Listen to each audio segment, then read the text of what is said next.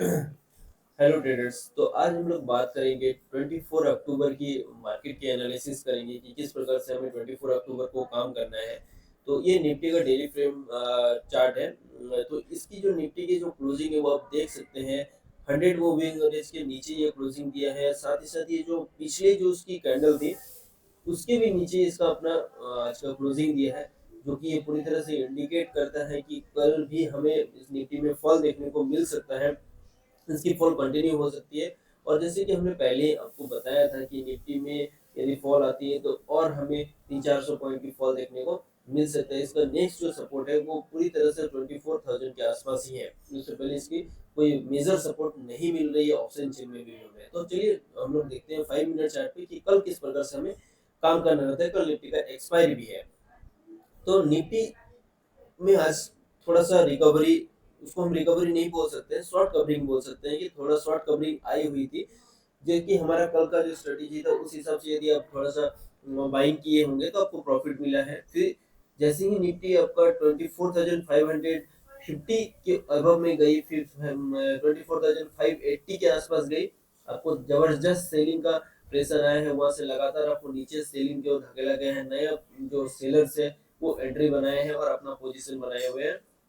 तो दोबारा से निफ्टी हमें नीचे आते हुए देखी है और 24,400 के आसपास इसका क्लोजिंग देखने को मिले। तो कल यदि हमें आपको बाइंग करना है तो कम्प्लीटली इसको 24,500 के ऊपर ही बाइंग करना है। इस लेवल के ऊपर यदि निफ्टी जाती है तो हमें बाइंग करना है। और इसका पहला टारगेट जो हमें है 24,550-560 के आसपास देखने को मिल सकता है। और इसके बाद भी हमें दोबारा से सेलिंग देखने को मिल सकती है। यदि थोड़ा बाइंग प्रेशर रहता है तो हमें दूसरी टारगेट 24,620 के आसपास देखने को मिल सकती है। यहाँ से हमें काफी ज्यादा सेलिंग का प्रेशर देखने को मिल सकता है और निफ्टी यहाँ से वापस रिवर्स कर सकती है। यदि निफ्टी कल नीचे डाउन मतलब कैप डाउन ओपनिंग होती है या फिर फ्लैट ओपनिंग होने के बाद नेगेटिविटी शो करता है तो उस वक्त यदि निफ्टी हमारा 24,380 के नीचे जाने लगती है तो उस वक्त हमें पुट साइड की जो ट्रेड है वो लेनी है। और इस लेवल से नीचे हमें पुट साइड की ट्रेड लेनी है।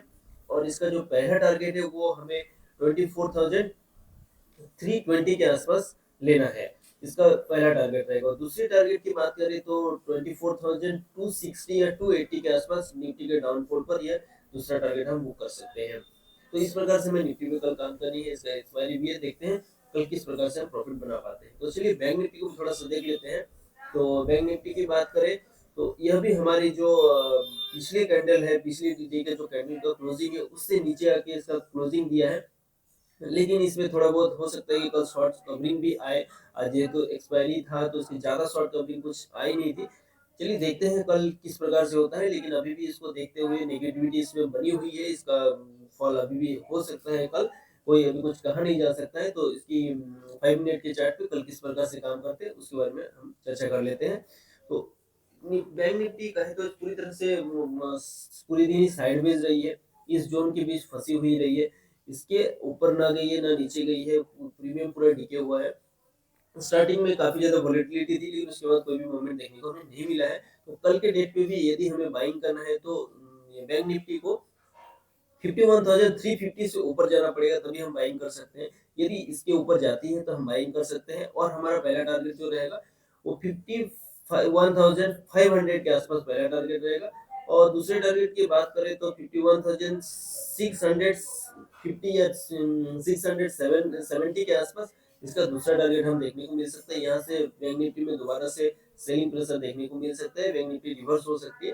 तो थोड़ा सेपरेट ट्रेड करना है।